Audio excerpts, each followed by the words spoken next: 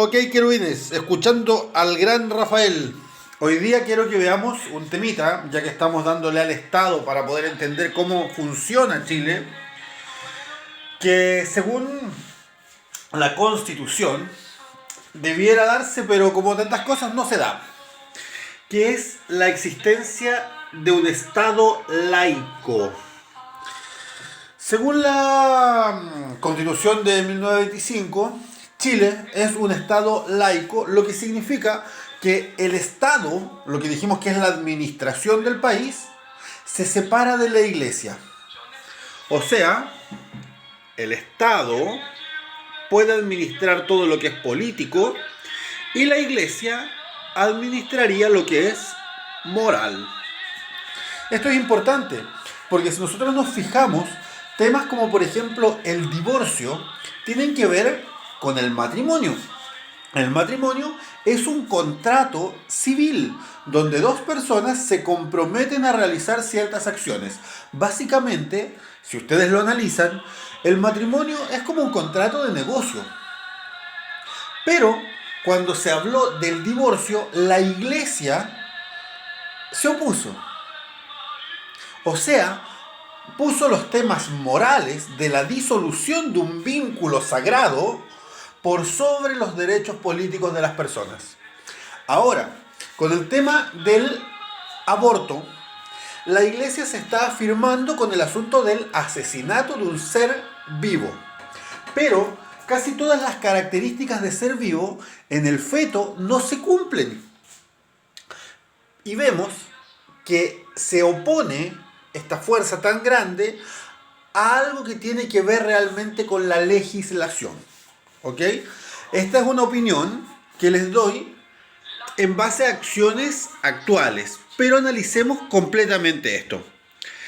Que sea un Estado laico, a nosotros nos indica que en el Estado debe haber libertad de credo y de elección religiosa. O sea, yo tengo la libertad de poder elegir en qué Dios creer mientras no vaya a joder a los demás. Primer punto. No debería nadie censurarme ni hacerme sentir mal por mis creencias o por mi religión. Así vemos que no tiene que haber discriminación.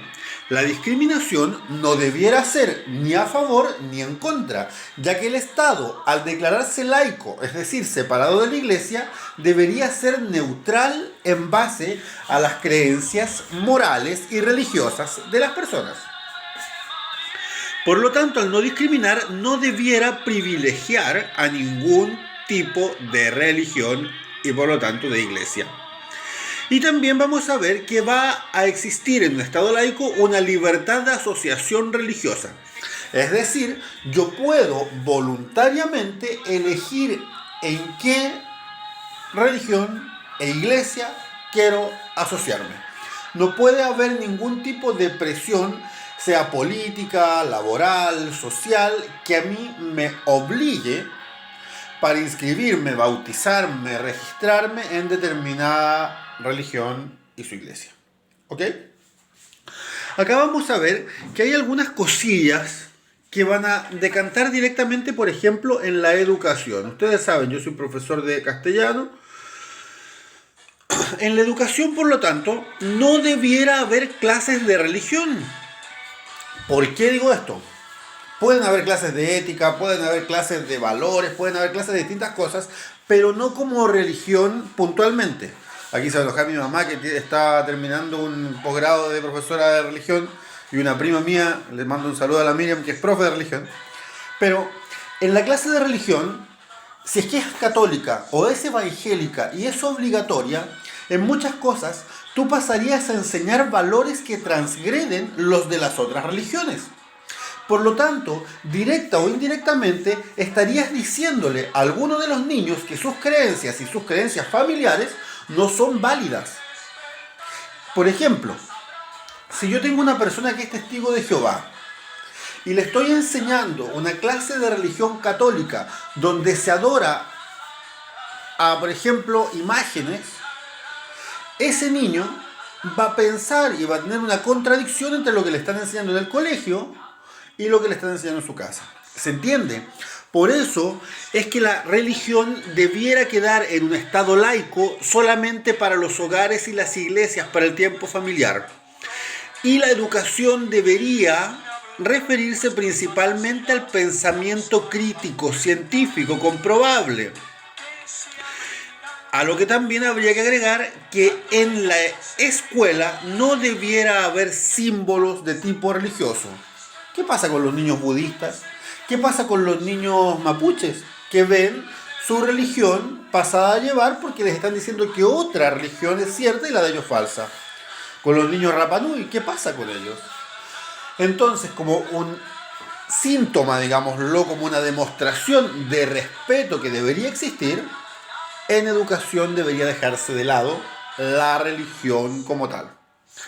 Ahora, en lo público, un Estado laico debiera, por ejemplo, evitar beneficiar a determinadas religiones sobre otras. Ejemplos de esto, vemos que casi todos los feriados religiosos que existen en Chile son católicos. Ahora existe un feriado evangélico. Y los evangélicos justamente están reclamando porque quieren más feriados. Pero, ¿qué pasa con la fe Bahá'í? ¿Qué pasa con la población judía? ¿Qué pasa con las religiones indígenas que están ahí hace miles de años? Antes de que llegue el cristianismo ya habían religiones. ¿Qué pasa con esto? Por eso es que hay que tener tanto cuidado. Y si la Constitución va a decir que es un Estado laico, que se cumpla la weá. Ahora, hay un texto que yo lo recomiendo que es de Agustín Scuella, espero pronunciarlo bien, que es un académico que trabaja en la Universidad de Valparaíso. Él tiene un texto que lo pueden buscar en internet que se llama ¿Es Chile un Estado laico? Él aquí reconoce 4 tipos de estados. El estado confesional, que es un estado donde se toma una religión sobre otras y esa es la única válida, con la cual el Estado confiesa, digámoslo, y con la cual el Estado poco menos como que se casa, digamos.